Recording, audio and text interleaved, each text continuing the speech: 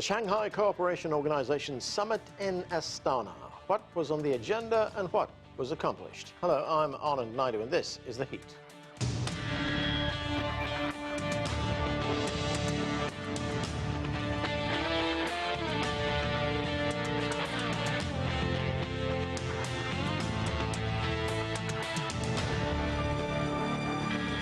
The SCO summit has wrapped up in Kazakhstan's capital, Astana. Chinese President Xi Jinping was among leaders attending the event, and he addressed the gathering on Thursday. The SCO summit provided a platform to promote diplomacy and cooperation. We begin with this report from Astana. Xi Jinping stressed the significance of the Shanghai spirit and the 5 principles of peaceful coexistence. He called for all parties to respect the development path chosen by each country. He said members should strengthen exchanges on their experience of government and called for a forum for political parties. He called for better security cooperation mechanisms, and he proposed that 2025 should be the SCO year of sustainable development. Xi Jinping also said China is willing to work with all parties to advance regional cooperation and to establish a financing platform of the organization. China welcomes all parties to use the Beidou navigation satellite system and to participate in the construction of the International Lunar Scientific Research Station. China proposes to establish an SCO digital education alliance. China is ready to provide no less than 1,000 training opportunities for digital technology in the next 3 years. Xi Jinping said cultural exchanges play an increasingly important role in world peace and prosperity. He announced that China would invite 1,000 young people for exchanges in the next 5 years. And he encouraged all parties to advocate equal, orderly multilateralism and inclusive economic globalization. China will take over the rotating presidency of the Shanghai Cooperation Organization after the summit. President Xi said China is ready to collaborate with SCO partners to build a community with shared future for all mankind. And now for much more on all of this, joining me from Hong Kong is Victor Gao. He is chair professor at Soochow University. With us too from Moscow is Dmitry Babich. He is a Russian journalist and political analyst. Also joining the discussion is Assel Tutumlu. She is an associate professor at Near East University. And we are also joined by Zoon Ahmed Khan. She is a research fellow at the Center for China and Globalization. Welcome to all of you. Victor Gao, President Xi Jinping was at the SCO summit and stressed the importance of adhering to the vision of cooperative and sustainable security. He also underlined the importance of dialogue. And as we just heard, there was something like 20 major cooperation documents that were signed at this gathering. How important is the SCO summit at a time like this when we see major changes on the international landscape? Thank you very much for having me. I think SCO is really coming of age because it was founded mainly to deal with the terrorism as a result of the US-led war against Afghanistan around 2001. And over the decades, it developed into more and more new additional functions. But by now, I think the Astana summit is a turning point because SCO is of age and it is able and capable of doing many things together, not only in terms of dealing with extremism, terrorism, and radicalization, mostly as a spillover from the 20-year-old war in Afghanistan, but more in terms of achieving development, connectivity, and promoting regional peace and stability in general. I think this is exactly what is needed in the world of today, where you have the Cold War mentality, separating countries into opposing blocs, for example, and also war of all kinds, and treating other countries not as equal, but try to subjugate the other countries. SCO is very much grouping every country as an equal, emphasizing on peace, stability, and development, and try to build up a commonwealth or community of common interest for all the member states. And I think on the Eurasian continent, this is exactly what is very much needed. And the fact that Belarus right now is a new member of SCO demonstrates the diversity as well as the sustainability of this organization. It is becoming more and more full-fledged going forward.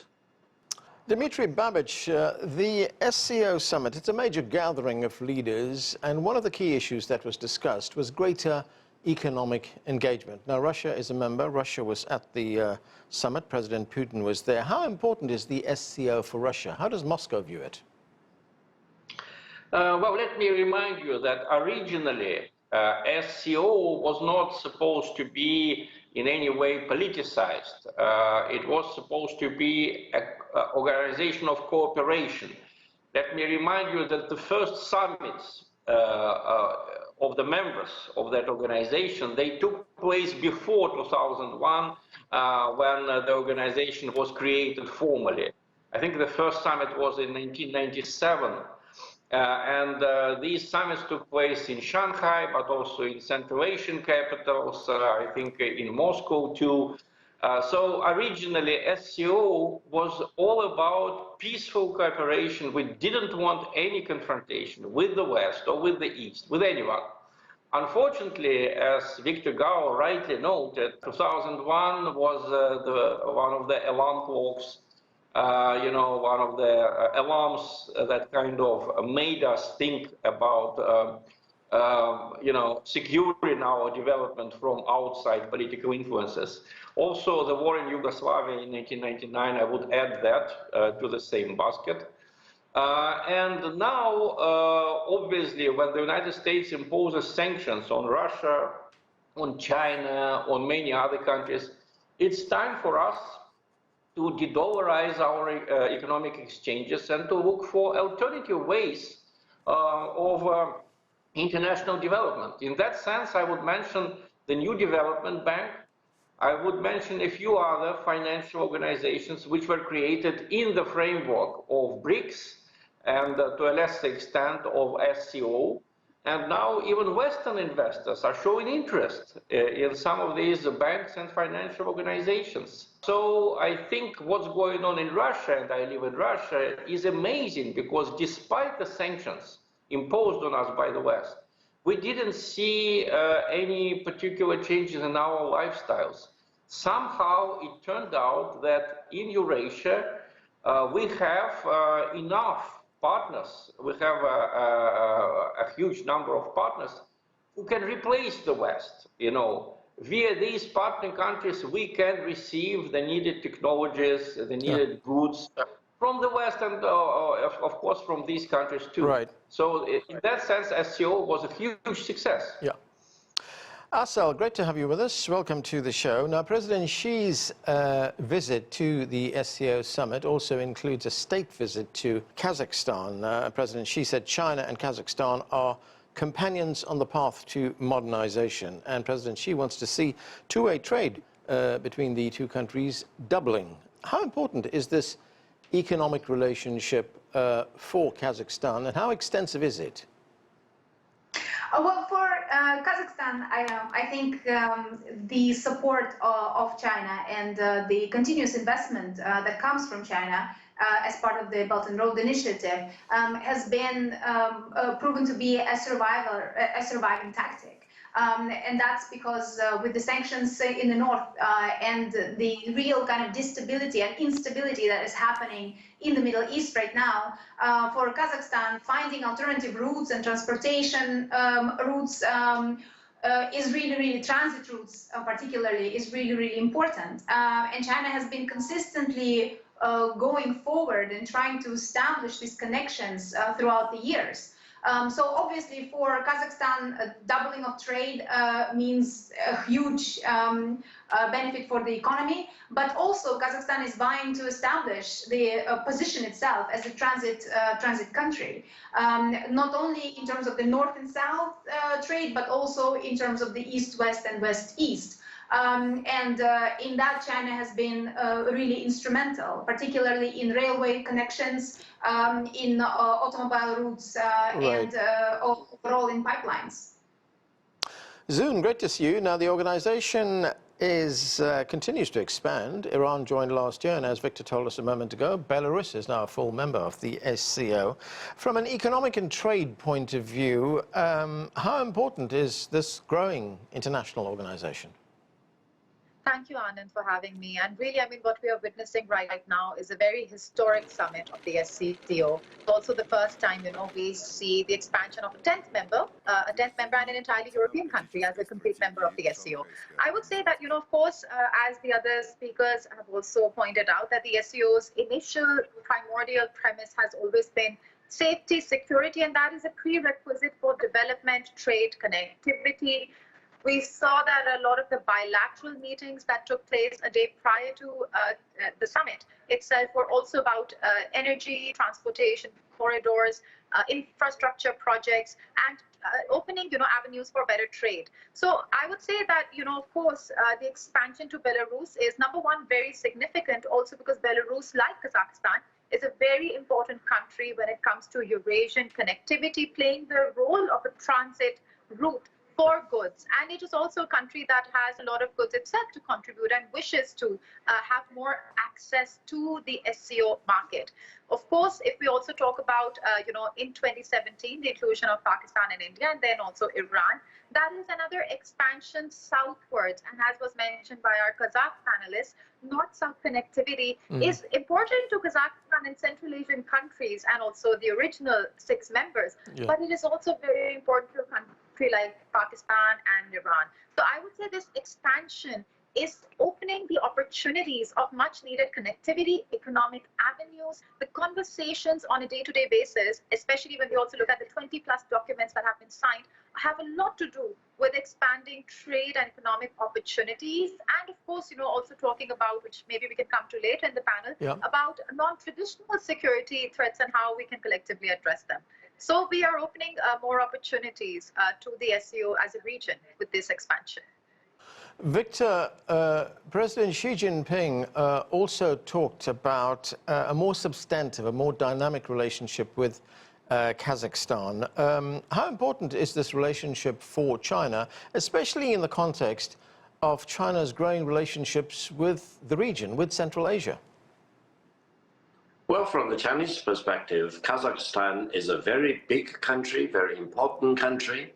And over the centuries, there have been a lot of exchanges between the Chinese in China and the Kazakhs in Kazakhstan right now. And also, Kazakhstan is very much an important integral part of the Eurasian connectivity from the Pacific coast all the way to the Atlantic. Now, Kazakhstan traditionally has been a landlocked country. It is the country which is furthest away from the oceans.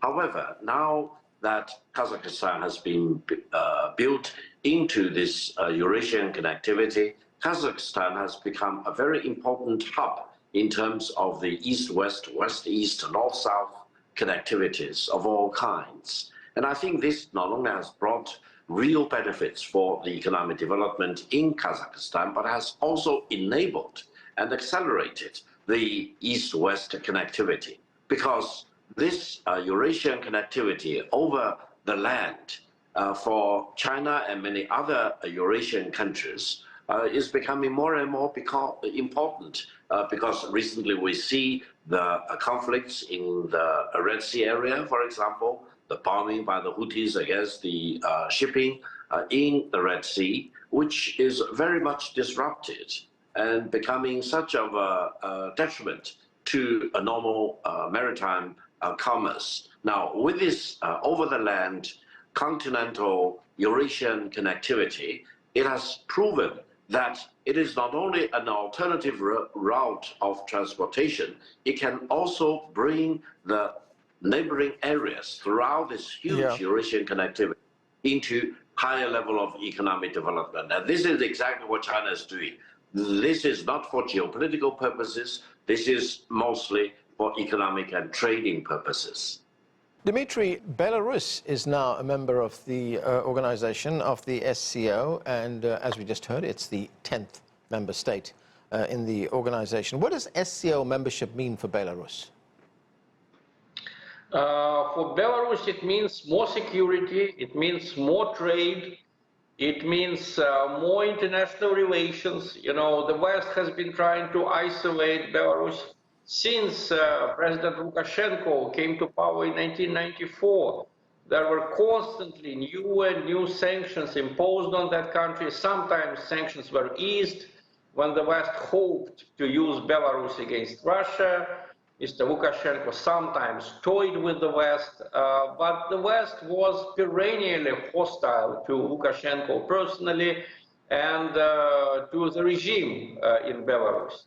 Assel, you know, you were telling us a moment ago about the communications potential in Central Asia. Now we're hearing more about what's called the Middle Corridor, the Trans-Caspian International Transport Route.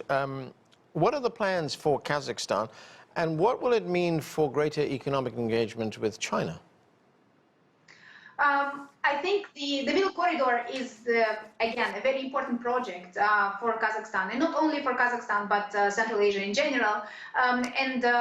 China is realizing that there are certain bottlenecks along the corridor, and really is targeting the assistance in those to deal with the bottlenecks.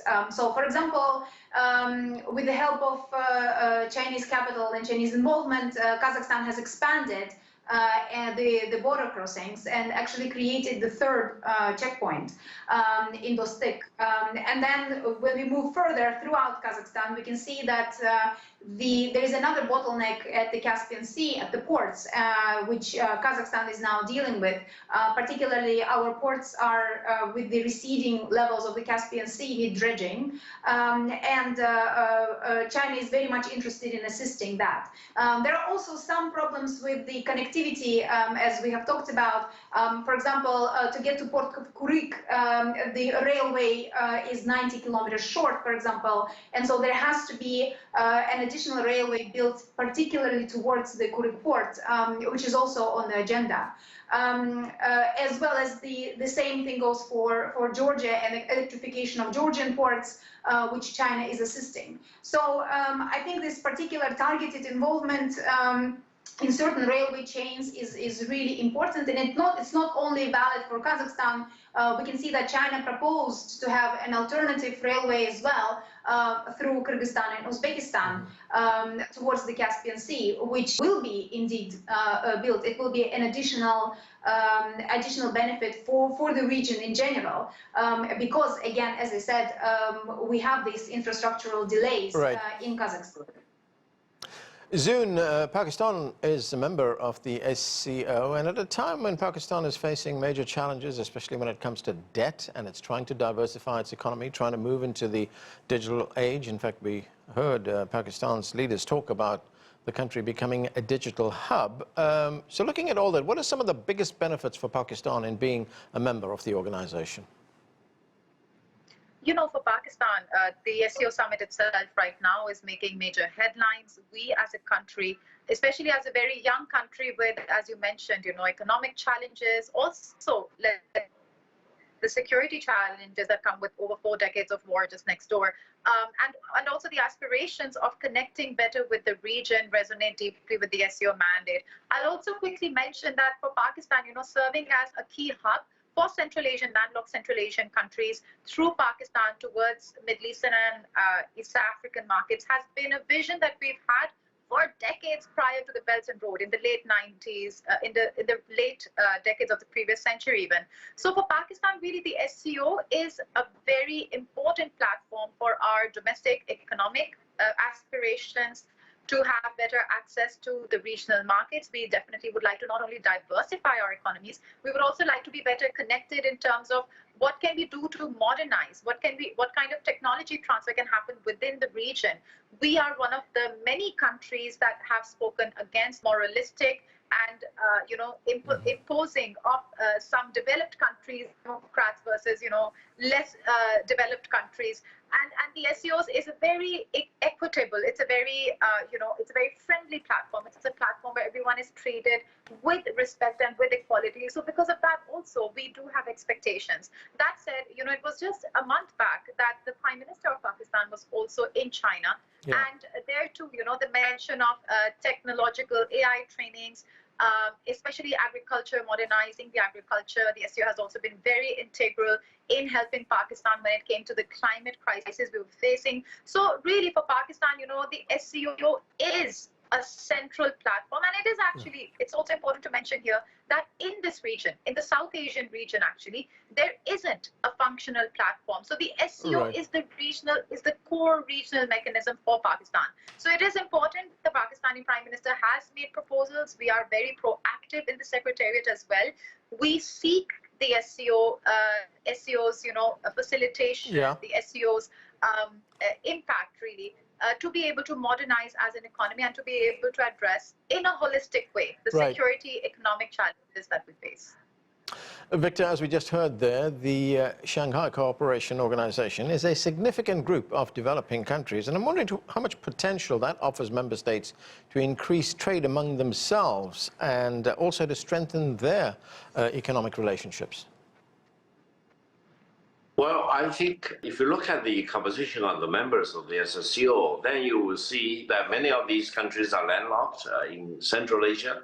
But with SCO, they have easy access to the ocean, either through China to the Pacific or otherwise, for example. And secondly, many SCO members are rich in natural resources, especially crude oil and natural gas, whereas China has huge appetite. So it becomes a very logical trading pattern for the flow of natural resources, commodities, etc. Further, China is highly industrialized, and China's manufacturing capacities is larger than the next 8 or 9 or even 10 manufacturing countries combined. So China can really share with all the other SCO members its manufacturing capabilities, its technological know-how, and China is on the breakthrough front line in many high-level technological breakthroughs. And again, China is very happy and very much committed to sharing all these breakthroughs with many of these SCO members. For example, for the most recent lunar probe, China actually carried one of the proposals from Pakistan. So Pakistan is very much involved in this lunar probe. And China is willing to share with all the other SCO members the highest level of economic, technological, financial, telecommunication breakthroughs with all these member states, in addition to the traditional understanding of connectivity projects, roads, highways, ports, etc.